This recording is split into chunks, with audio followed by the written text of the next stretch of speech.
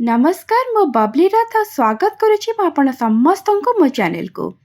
आज मु आपण मान पाखक नहीं आसी गोटे बहुत ही खास मिठा जोटा को कि आपण आग को दीपावली आसूची तो से आपण प्रस्तुत करें। तो से मिठाटी हूँ आम ढेंकानाल गोटे खास मिठा और सेटा हूँ मगजी लड्डू जोटा को कि मगजी भी कह जाए। आपण कन्फ्यूज हेनी एटा मगज लड्डू जोटा छप्पन भोग सेटा नुहे एटा हूँ मगजी। एबी ढेंकानाल मिठा को जीआई टैग भी मिल जाइए। तो चलते एबे आमे आउ डेरी न करिकी आमर मगजी को प्रस्तुत करिबा। तो मगजी को प्रस्तुत करने मुझे गोटे लिटर क्षीर को गरम कर क्षीर आपण नेबे जो मगजी को प्रस्तुत जितेबाला करा को मईसी क्षीर रे ही प्रस्तुत करा जाए।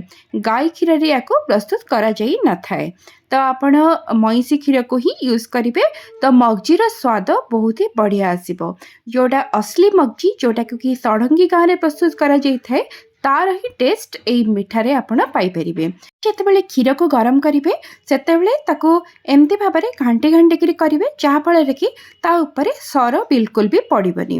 आपण देखि पारुथिबे क्षीर एबे फुटिबा आरंभ हो गलानी। तो एबे आमे इंडक्शन को बंद करदबा और किछि समय पई क्षीर को आमे ठंडा हवा पई छाड़ी नबा। 2 ରୁ 3 मिनिट आमे ताको ठंडा हवा पई छाड़ी नबा और तापरे आमे क्षीर को छिंडेकी छेना प्रस्तुत करिबा। तो सेति पई मु 3-4 चमच विनेगार रे 3-4 चमच पानी को ऐड करके गोटे मिश्रण रे प्रस्तुत करि नेछि आ सेथिरे आमे क्षीर को छिंडेकी छेना को प्रस्तुत करि नबा। आपनक पाखरे जदि विनेगार नाही ताले आपण लेंबू रस रे मध्य प्रस्तुत करें छेना को। जेतिकी आपण लेंबू रस को यूज करेंगे बस सेतिकी आपण सेतिरे पानी को भी ऐड करके तापरे आपण छेना को छिंडेबे जहाँ फल कि बेसी खट्टा लगी न थाए छेना। तापर छेना को आपण जदि प्रस्तुत करूचंती एमती विनेगार अथवा लेंबू रस रे ताले छेनाटी बहुत सॉफ्ट होता है। आम कोई मगजी को प्रस्तुत करने पे सॉफ्ट छेना दरकार। छेना जो प्रस्तुत हो तुरंत आम गोटे पतला कपड़ा साहाय्य एमती आम छाणी नबा। तो छाणी सारिबा परे आमे सेथिरे टिके पानी ऐड कर देई ताकू भल भाव में धोई नबा। धोइबा द्वारा कौन होता है तो विनेगार किंबा लेंबू रस रे जो खट्टा अंशटा थाए सेटा छेना रे ऐड हो जाए सेटा छाड़ी जीवो। जदि आमे ताकू छेना को धोई दोचे ताले छेनाटा आ बेसी खट्टा लागिबनी। तापरे आमे ताकू एमती भाव में टांगिकी गोटे टैप तले किंबा कौन गोटे उच्चा जगार एमती आम टांगिकी रखीदबा 20 ରୁ 25 मिनिट पर्यंत जमती कि तार जी पानी थी सेटा आपे आपे बाहरी जीवो। छेना को बिल्कुल भी आपण चिपुड़ीबेनी बस ताकू एमती टांगिकी कौ गोटे जगार आपण रखीदेबे। स्टार्टिंग रो आपण वर्तमान सुधा भी देखिथिबे जहाँ किछि भी प्रोसेस मु आपनको कहिछि सब किछि रसगोला पई भी करा जायथाय। तो सही सेम प्रोसेस रे आपण रसगोला को भी प्रस्तुत करि परिबे। सेमती सॉफ्ट छेना हमर दरकार हेथाय आ सेमती टांगी गिरी भी रखिबा दरकार हेथाय। तापरे आमे गोटे प्लेट रे छेना को बाहर करि नबा आ तापरे आमे ताको भल भाव में चकटिबा। जेमती रसगोला पई चकटा जायथाय ठीक सेमती आमे ए छेना को भी चकटिबा। हेले चकटिबा पूर्वरु आमे गोटे थर एमती ताको गोटे थर एमती टिके चकट नबा। तापरे चेक करि नबा जे केते क्वांटिटी रो हमरा छेना हिची। जेतिकी क्वांटिटी रो छेना होइतिबो से अनुसार आमे सेथिरे चीनी को ऐड करिबा।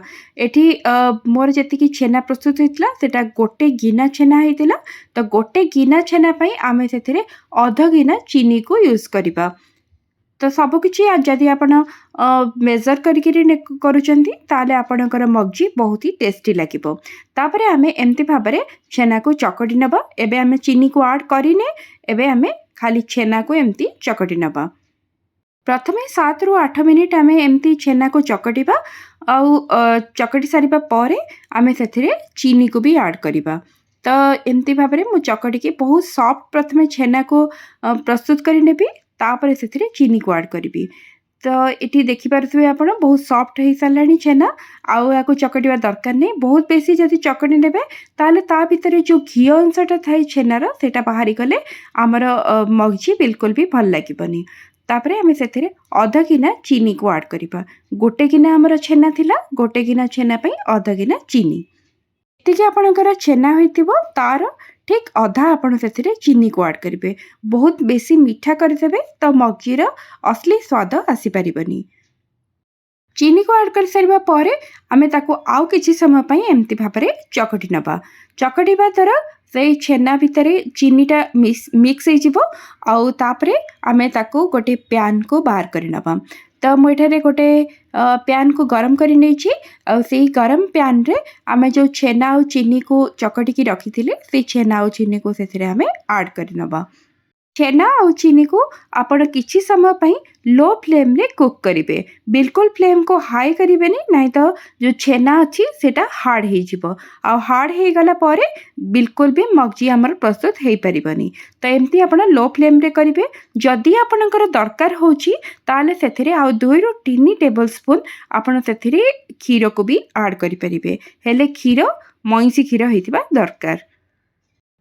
तापरे आमे फ्लेवर पई सेथिरे किछि गुजराती गुंड को ऐड करिबा। गुजराती गुंड को ऐड करि सारिबा परे आमे ताको गोटे थर भलो भाबरे मिक्स करिबा।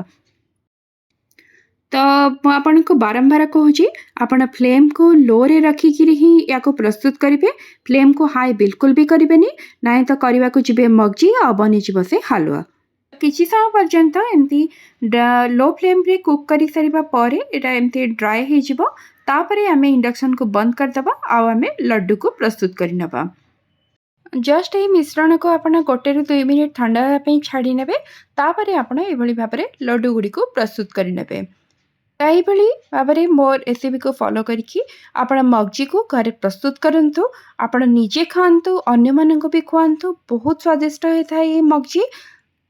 जेमती आपण को कहली सेमती आपण ताको फॉलो करिवे। बेसी इंपोर्टेंट होची तार जेतेबेले आपण ताको कुक करूचंती सेही स्टेपटा होचे बहुत इंपोर्टेंट। तेणु ताको आपण देखिकी ही करिवे। लो फ्लेम रे करिवे तो आपणकर जो मगजी बहुत ही स्वादिष्ट बनिबो। तो ये भाव में मुझे सबू मगजी गुड़ी को पिठे प्रस्तुत कर आउ मगजीर असली स्वाद को आने आपण ताको मईसी क्षीर ही प्रस्तुत करंतु।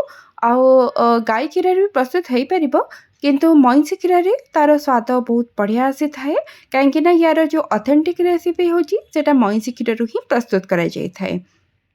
तो यही भाव में आपण मगजी को ए दीपावली उपलक्षे हो अथवा जेतेबेले भी आपनका किछि मीठा खाइबा को मन होउची सेतेबेले आपण ताको घरे बहुत सहजरे प्रस्तुत करि परिबे। आपण प्रस्तुत करंतु खांतु अन्य को खुआंतु आउ आपनका अनुभव मो सहित निश्चय शेयर करिवे। वीडियोटी जदि भल लागिला ताले ताको लाइक आउ शेयर निश्चय करि देबे। आ चैनल ने जदि प्रथम करी विजिट करिसेंती ताले ताको सब्सक्राइब करबा को बिल्कुल भी भूलिबेनी। रहुची पुणी देखा हबो गोटे नुवा वीडियो रे। नमस्कार।